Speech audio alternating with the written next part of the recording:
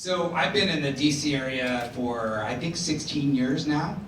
And this is somebody who I recognized the first time she came to one of our events. I was like, that's the girl from WJLA. So Lindsey, I want to talk to you today in kind of three different, I'm going to talk to three different personas of Lindsey.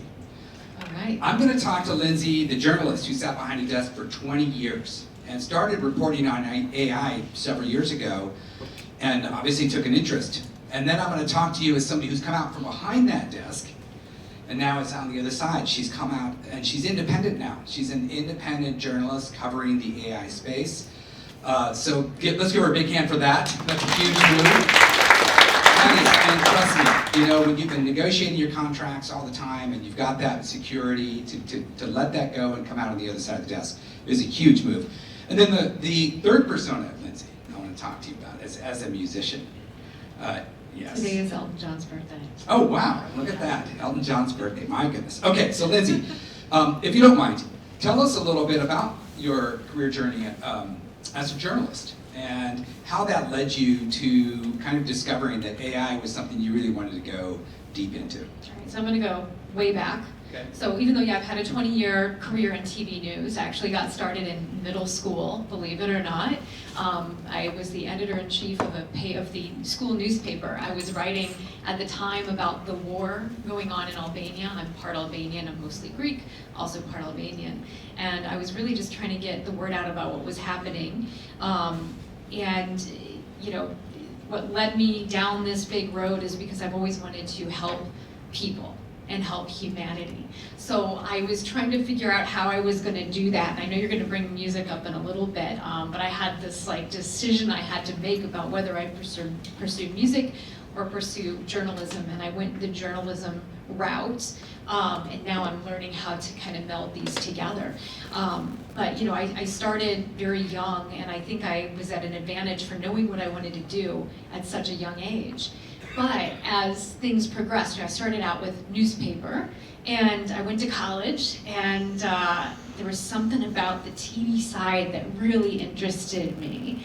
And my degree is actually in newspaper journalism, but I started to volunteer at the daily television station. And the power of picture, the power of words where you could hear them, you could hear the inflections. When I would do a newspaper story that I thought was going to blow up, be big, front page news, when you read it, you couldn't hear that the person was lying, you couldn't hear that the person was full of it, because on paper it looked good. But when you heard them say it, you were like, oh, they're full. So I really felt like, okay, I've got to be in the TV space. And I've always wanted to push the boundaries of technology in this space as well, because I'm trying to get closer and closer and closer to the truth. And the only real way to do it is if you're like there in the flesh, right? So I'm very excited about AI for a lot of different reasons, but also what it might bring in the future to having those experiences, the experience of truth, the experience of empathy, understanding what someone's going through. I say this often, my dream is to become a hologram, but could you imagine getting into maybe not even a VR experience? We can think of it in terms of VR right now, but I'd love to not have to put that whole big thing on my face. But being able to sit down at night, figure out, you know, what do I need to know for tomorrow, what happened today, what's the big stories, but being transported there. How can technology do that for us? Well, that's a pretty amazing answer. I love that journey, going back to middle school. So in the last few years, you started to really get into AI as a journalist. What were some of your observations from a journalist standpoint on the AI market itself, and you know, what, because clearly a lot of noise in the market, but what were you seeing as a journalist? What sort of things stuck out to you the most about the AI space specifically? What really stuck out to me the most is that there was an acceptance, finally. You know, people not just talking about what ChatGPT was doing, that was the big turning point, but people interested in wanting to know more about it. Because even though I've been interested in technology for a long time, I've been in so many different newsrooms where I've tried to bring everyone up to speed, even starting with social media, and having to have hours-long conversations with producers, other reporters, managers, about why it was important and the impact that it could make. And it's not lost on me today that we're at the Virginia Tech Arlington. One of the uses that I remember having an iPad when they first came out, and there was the shooting at Virginia Tech. And I remember seeing images on Twitter at the time that were coming from inside classrooms. And I was on air, and I was working at a different TV station here in the DC area at the time, and I'm just holding up the iPad and showing the audience what we're seeing in real time. No one was doing that before. And so newsroom after newsroom, I've had to explain, like, this is the power of technology, and there's a lot of naysayers. So what I noticed in the last couple of years is finally people saying, okay, I do want to know about this, and excitement. A lot of families, our family would like to talk about Perplexity because everyone's using it now, right? So that's a lot of fun. All right, let's, you just went, so for anybody that doesn't know, Lindsey's also a musician. Do you mind if I share your musician name? I guess so, you're outing me today. I've kept those two worlds completely separate. People that I worked with on the TV side had no idea. People on the music side also still have no idea that this is what I do for my day job. But I've separated those two worlds, and now that I'm independent, I'm feeling a little bit better about. I figured we'd be safe now that you're starting to kind of merge these two worlds together, because you're in this boat with me. Yes, we share that passion, so Amarina is your music name, and you just went to the NAMM show. I did. Yes. Did you go to the NAMM show as an independent journalist, or as Amarina the musician, or both? I went as a journalist. Okay. And I'm working on a video right now. I think it's going to end up being a mini documentary. Okay. And And I'm asking the question, is AI ruining music? And I've asked this question to so many musicians in that space.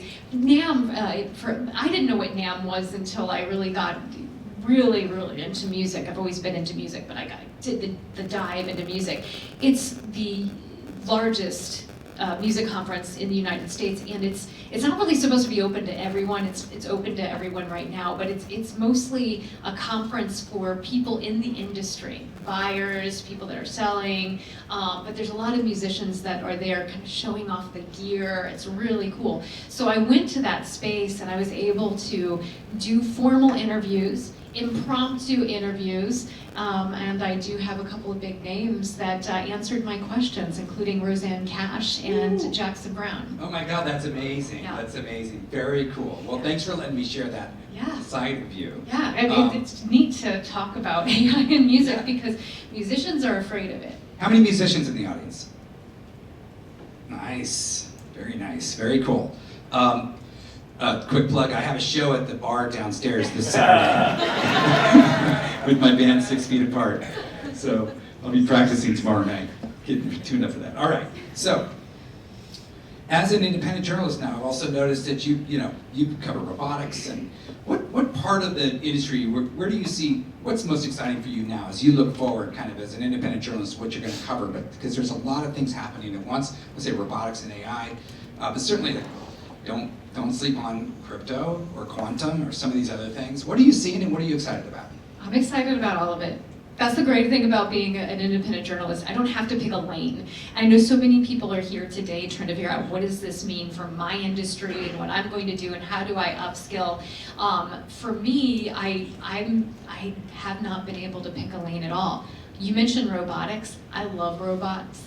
I love being able to talk to an AI. I love having an AI bestie. But I think it all goes back, and I think if we all ask ourselves this, like, what really truly makes me interested in this? I was a big Star Trek Next Generation fan and Deep Space Nine fan, and I think a lot of this goes back to some of those shows because those were the type of shows that showed technology in a positive light. There was still the Borg, there was still a lot of scary things, but it showed the possibility of technology, of us coming together as humans, as to help solve not just the world's problems, but different universe problems. And I think that's really a big driver, is what interested me as a kid. I'm still interested in it. Amazing. Well, you're perfectly cut out to cover this space as an independent journalist. You're going to be on site doing interviews all day today. Lindsey, thank you so much for being a part of the beginnings of GNRT. Thanks so much for supporting this community. We look forward to seeing your stories out there. Thank you. I'm excited to be here today. Thank you, Pete, for having me. And I'm excited as well to just hear more from the other keynotes that are going to be talking right after this. So Let's get on with it. We got a good one coming up here. Give it up for Lindsey.